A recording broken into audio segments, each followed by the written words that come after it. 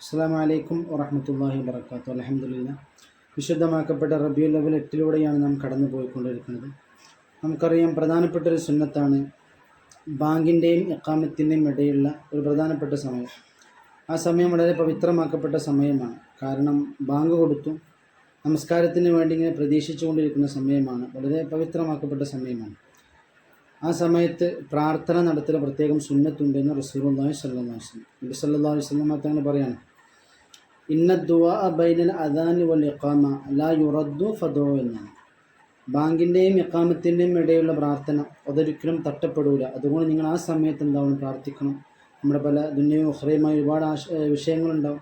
അതൊക്കെ നമുക്ക് പ്രാർത്ഥിക്കാൻ പറ്റിയ വളരെ പവിത്രമാക്കപ്പെട്ട ഒരു സമയമാണ്. അതിനെ സംബന്ധിച്ചിടത്തോളം പള്ളിയിൽ പോയി കഴിഞ്ഞാൽ ബാങ്ക് കൊടുത്ത് ഇഖാമത്ത് കൊടുക്കാൻ 20 മിനിറ്റോളം സമയം ഉണ്ടാകും. അത് അലസമായിക്കൊണ്ട് നഷ്ടപ്പെടുത്താതെ നമ്മൾ കൃത്യമായിക്കൊണ്ട് ദുആ ചെയ്തു കഴിഞ്ഞാൽ ആ സമയത്ത് നമ്മൾ പ്രാർത്ഥനയ്ക്ക് ഇജാബത്ത് ഉണ്ടാകും. പെണ്ണുങ്ങളെ സംബന്ധിച്ചിടത്തോളം അങ്ങനെ തന്നെയാണ്. അവർ ബാങ്ക് കൊടുത്തു, അതുപോലെ തന്നെ നിസ്കാരത്തിന് മുമ്പായിക്കൊണ്ട് അവർ ദുആ ചെയ്ത് കഴിഞ്ഞാൽ, സുന്നത്ത് നിസ്കാരം കഴിഞ്ഞു, പിന്നെ ഫർദ് നിസ്കാരത്തിന് മുമ്പായിക്കൊണ്ട് ദുആ ചെയ്താൽ ആ ദുആക്ക് എന്തുണ്ട്, പ്രത്യേകം ഇജാബത്തുണ്ട്. കാരണം ആ സമയം പലപ്പോഴും പല ആളുകളും ശ്രദ്ധിക്കാറില്ല. അപ്പോൾ ആ സമയത്ത് ബാങ്കിൻ്റെയും ഇഖാമത്തിൻ്റെയും ഇടയിൽ പ്രാർത്ഥിക്കാൻ നാം പ്രത്യേകം ശ്രദ്ധിക്കേണ്ടതുണ്ട്. അല്ലാഹു തആല അതിന് തൗഫീഖ് പ്രദാനം ചെയ്യുമാറാവട്ടെ. ആമീൻ യാ റബ്ബൽ ആലമീൻ.